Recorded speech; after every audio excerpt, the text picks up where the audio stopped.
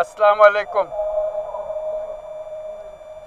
আজকে দেশের নেতৃবৃন্দকে সঙ্গে নিয়ে জাতির যে গুরুত্বপূর্ণ দায়িত্ব পালন করতে আমরা এসেছি,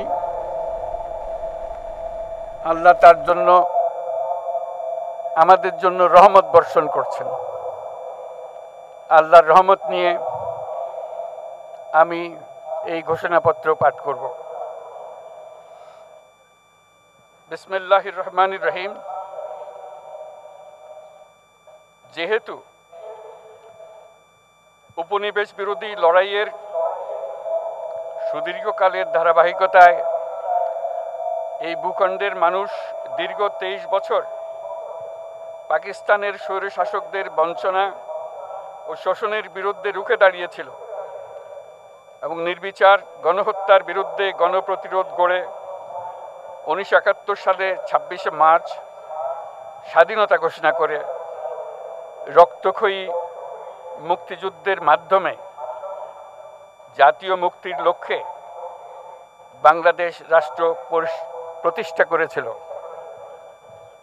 এবং যেহেতু বাংলাদেশের আপামর জনগণ দীর্ঘ আন্দোলন সংগ্রামের মধ্য দিয়ে এই ভূখণ্ডে স্বাধীনতার ঘোষণাপত্রে বিবৃত সাম্য, মানবিক মর্যাদা, সামাজিক সুবিচারের ভিত্তিতে উদার গণতান্ত্রিক রাষ্ট্র বিনির্মাণের আকাঙ্ক্ষাকে বাস্তবায়নের জন্য সর্বোচ্চ ত্যাগ স্বীকার করেছে, এবং যেহেতু স্বাধীন বাংলাদেশের 1972 সালের সংবিধান প্রণয়ন পদ্ধতি এর কাঠামোগত দুর্বলতা ও অপপ্রয়োগের ফলে স্বাধীনতা পরবর্তী আওয়ামী লীগ সরকার মুক্তিযুদ্ধের জন আকাঙ্ক্ষা পূরণে ব্যর্থ হয়েছিল এবং গণতন্ত্র ও রাষ্ট্রীয় প্রতিষ্ঠানগুলোর কার্যকারিতা ক্ষুণ্ণ করেছিল।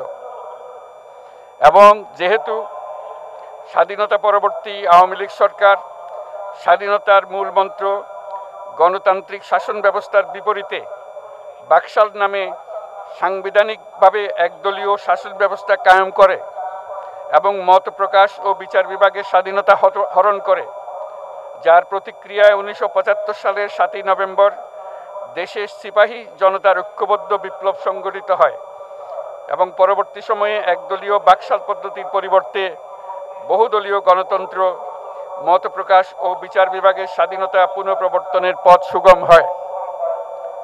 এবং যেহেতু 80-র দশকে সামরিক স্বৈরশাসনের বিরুদ্ধে দীর্ঘ 9 বছর ছাত্র জনতার অবিরাম সংগ্রামের মধ্য দিয়ে 1990 সালে গণ অভ্যুত্থান সংগঠিত হয় এবং 91 সনে পুনরায় সংসদীয় গণতান্ত্রিক শাসন ব্যবস্থার প্রবর্তন করা হয়।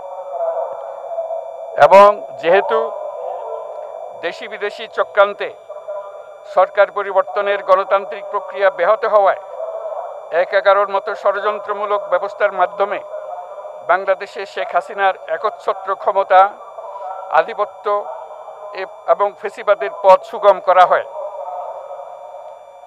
যেহেতু দীর্ঘ 16 বছরের ফেসিবাদী অগণতান্ত্রিক গণবিরোধী শাসন ব্যবস্থা কায়েমের লক্ষ্যে এবং একদলীয় রাষ্ট্র ব্যবস্থা প্রতিষ্ঠার অতি উগ্র বাসনা চরিতার্থ করার অভিপ্রায়ে সংবিধানে অবৈধ অগণতান্ত্রিক পরিবর্তন করা হয়, যার ফলে একদলীয় একচ্ছত্র ক্ষমতা ও আধিপত্য প্রতিষ্ঠার পথ সুগম হয়।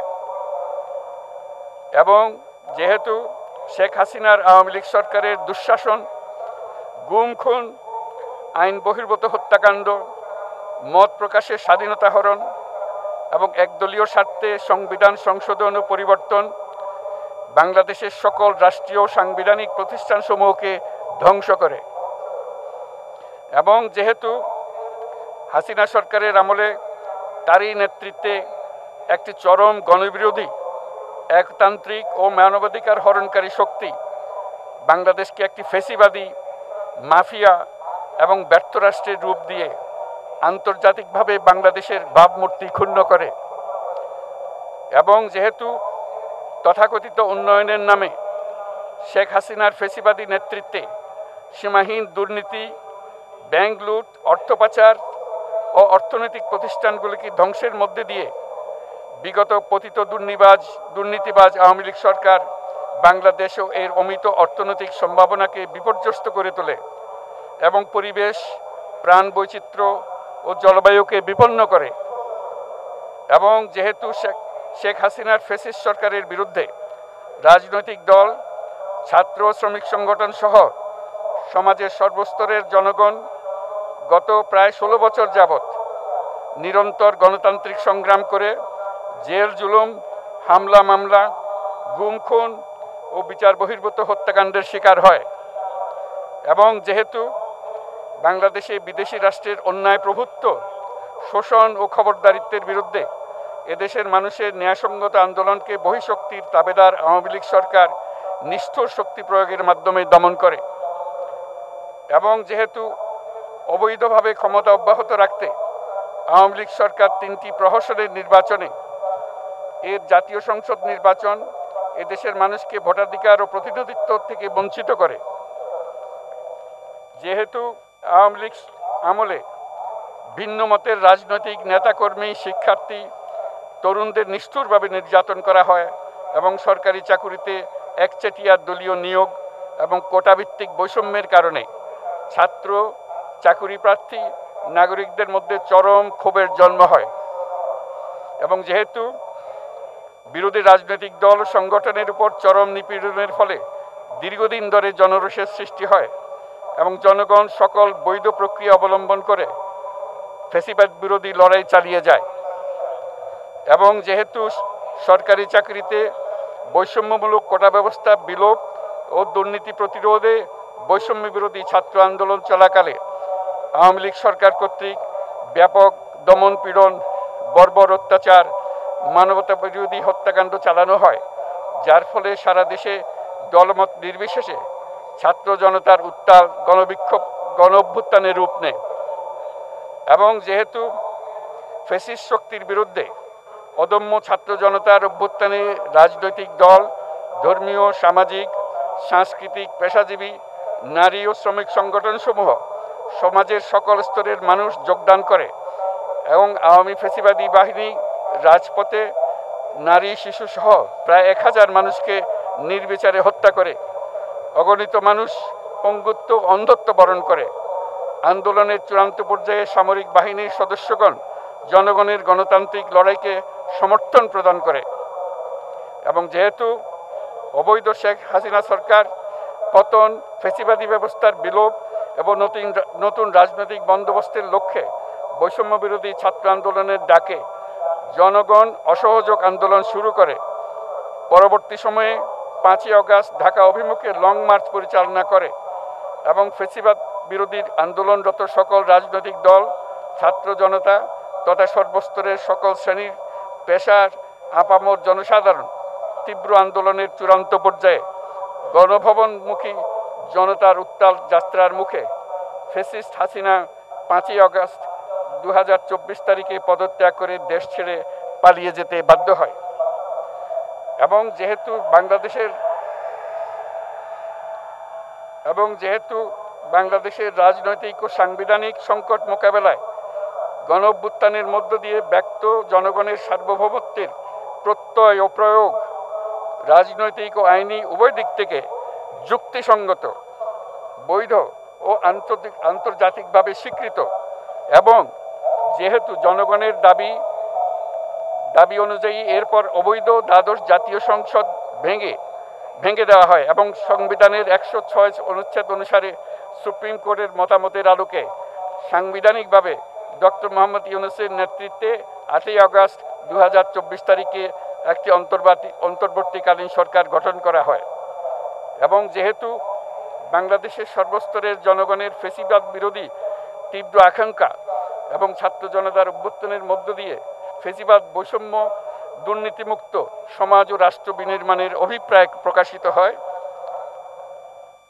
সেই হেতু বাংলাদেশের জনগণ সুশাসন ও সুষ্ঠু নির্বাচন, ফ্যাসিবাদী শাসনের পুনরাবৃত্তি রোধ, আইনের শাসন, অর্থনৈতিক ও সামাজিক ন্যায় বিচার নিশ্চিত করার লক্ষ্যে নিয়মতান্ত্রিক উপায়ে বিদ্যমান সংবিধান ও সকল রাষ্ট্রীয় সাংবিধানিক প্রতিষ্ঠানের গণতান্ত্রিক সংস্কার সাধনের অভিপ্রায় ব্যক্ত করে। এবং সেহেতু বাংলাদেশের জনগণ বিগত 16 বছরের দীর্ঘ ফেসিবাদ বিরোধী আন্দোলন সংগ্রামকালে এবং 2024 সালের জুলাই গণঅভ্যুত্থানকালীন সময়ে ফ্যাসিস্ট আওয়ামী লীগ সরকার কর্তৃক সংগঠিত গুম খুন, হত্যা, গণহত্যা, মানবাধিকার বিরোধী অপরাধ ও সকল ধরনের নির্যাতন, নিপীড়ন ও রাষ্ট্রীয় সম্পত্তি লুণ্ঠনের অপরাধসমূহের দ্রুত উপযুক্ত বিচারের দৃঢ় অভিপ্রায় ব্যক্ত করছে। সেহেতু বাংলাদেশের জনগণ জুলাই জনগণের সকল শহীদদের জাতীয় বীর হিসেবে ঘোষণা করে শহীদদের পরিবার, আহত যোদ্ধা এবং আন্দোলনকারী ছাত্র জনতাকে প্রয়োজনীয় সকল আইনি সুরক্ষা দেওয়ার অভিপ্রায় ব্যক্ত করেছে। এবং সেহেতু বাংলাদেশের জনগণ যুক্তিসঙ্গত সময়ে আয়োজিতব্য অবাধ ও সুষ্ঠু ও নিরপেক্ষ একটি নির্বাচনের মাধ্যমে গঠিত জাতীয় সংসদে প্রতিশ্রুত প্রয়োজনীয় সাংবিধানিক সংস্কারের মাধ্যমে দেশের মানুষের প্রত্যাশা, বিশেষত তরুণ প্রজন্মের আকাঙ্ক্ষা অনুযায়ী আইনের শাসন ও মানবাধিকার, দুর্নীতি, শোষণমুক্ত, বৈষম্যহীন ও মূল্যবোধ সম্পন্ন সমাজ এবং গণতান্ত্রিক রাষ্ট্র ব্যবস্থা প্রতিষ্ঠার অভিপ্রায় ব্যক্ত করেছে। এবং সেহেতু বাংলাদেশের জনগণ এই প্রত্যাশা ব্যক্ত করছে যে একটি পরিবেশ ও জলবায়ু সহিষ্ণু, অন্তর্ভুক্তিমূলক, টেকসই উন্নয়ন কৌশলের মাধ্যমে বর্তমান ও ভবিষ্যৎ প্রজন্মের অধিকার সংরক্ষিত হবে। এবং সেহেতু বাংলাদেশের জনগণ এই অভিপ্রায় ব্যক্ত করছে যে ছাত্র গণঅভ্যুত্থানের 2024-এর উপযুক্ত রাষ্ট্রীয় সাংবিধানিক স্বীকৃতি প্রদান করা হবে এবং পরবর্তী নির্বাচনে নির্বাচিত সরকারের সংস্কারকৃত সংবিধানের তফসিলে এই ঘোষণাপত্র সন্নিবেশিত করা হবে।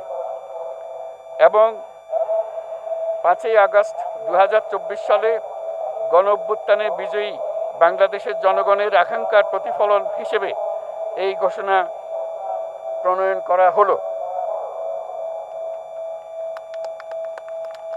জাতির সার্বিক মঙ্গল কামনা করে আমি জুলাই ঘোষণাপত্র আপনাদের সবার সামনে উত্থাপন করলাম।